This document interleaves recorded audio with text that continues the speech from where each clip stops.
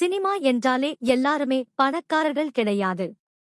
இதே சினிமாவில் பல பேர் தங்களது பிள்ளைகள் கல்லூரியில் படிக்க வைக்க முடியாமல் உள்ளனர், ஸ்கூல் ஃபீஸ் கட்ட முடியாமல் உள்ளனர். 4.25 லட்சத்துக்கு போதைக்கு ஸ்ரீகாந்த் பணம் தந்திருக்கிறார் என்றால், இந்த பணத்தை எத்தனையோ ஏழை பிள்ளைகளுக்கு தந்து உதவியிருக்கலாம் என்று மூத்த பத்திரிகையாளர் சேகுவேரா தெரிவித்துள்ளார். ருட்ரிலோன் மீடியா என்ற யூடியூப் சேனலுக்கு பேட்டி தந்துள்ள சேகுவேரா, சினிமாவில் மட்டுமே போதைப்பொருள் நடமாட்டம் கிடையாது. சினிமாவையும் தாண்டி உழைப்பை குறைவாக கொட்டி நிறைய பணம் சம்பாதிக்க கூடிய கூட்டத்தில் இதுபோன்று போதைப்பொருளை பயன்படுத்துகிறார்கள். ஷூட், மதுபானம், பெண்கள், கஞ்சா என போதைகள் உண்டு. இதில் மனைவியை தவிர்த்து மற்ற பெண்களை சென்றால் அதுவும் போதை பழக்கத்தில்தான் சேரும். சினிமாவில் ஹீரோக்கள் என்றாலே அவர்களுக்கு தரக்கூடிய ஊதியம் என்பது மிதமிஞ்சிய ஊதியமாக உள்ளது. ஒன்று படம் ஹிட்டாகிவிட்டாலே அவரை பெரிய புரொடியூசர் கூட்டம் சுற்றிக் கொள்கிறது.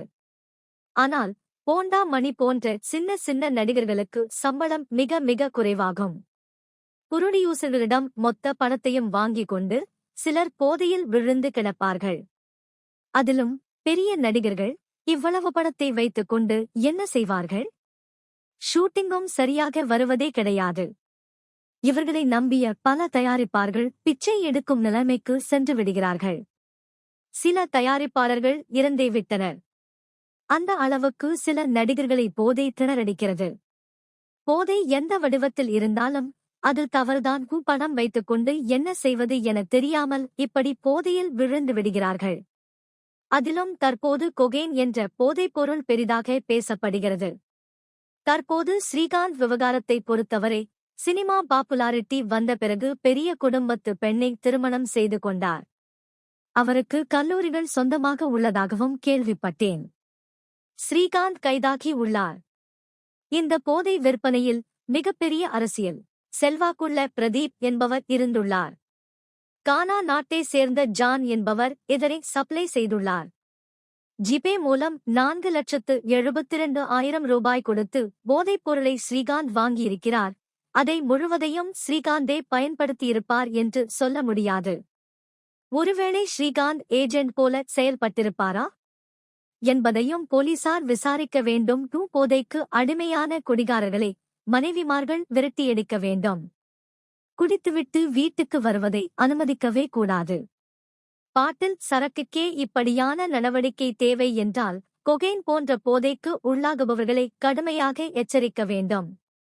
கொகெய்ன் போன்ற போதையை பயன்படுத்துபவர்கள் தங்களையே மறக்கிறார்கள்.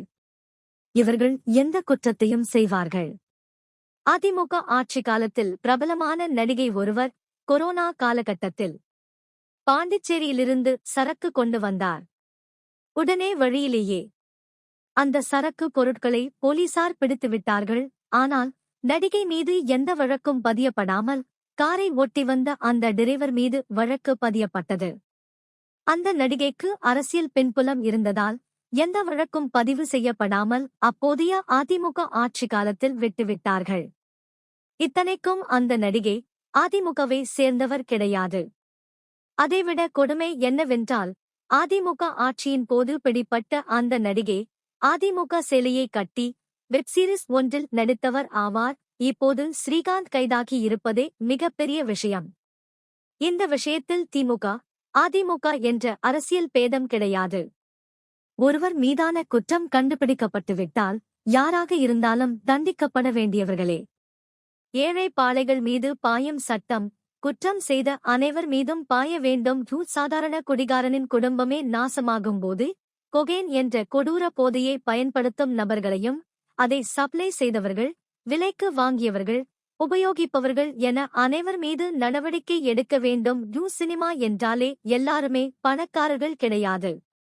இதே சினிமாவில் பல பேர் தங்களது பிள்ளைகளை கல்லூரியில் படிக்க வைக்க முடியாமல் உள்ளனர், ஸ்கூல் ஃபீஸ் கட்ட முடியாமல் உள்ளனர். 4.25 லட்சத்துக்கு போதைக்கு ஸ்ரீகாந்த் பணம் தந்திருக்கிறார் என்றால் இந்த பணத்தை எத்தனையோ ஏழை பிள்ளைகளுக்கு தந்து உதவியிருக்கலாம். ஸ்ரீகாந்த் போல பல காந்த்கள் உண்டு. அனைவருமே கண்டிப்பாக சிக்குவார்கள். பல ஸ்டார் நடிகர்களும் சிக்குவார்கள் என்று தெரிவித்துள்ளார்.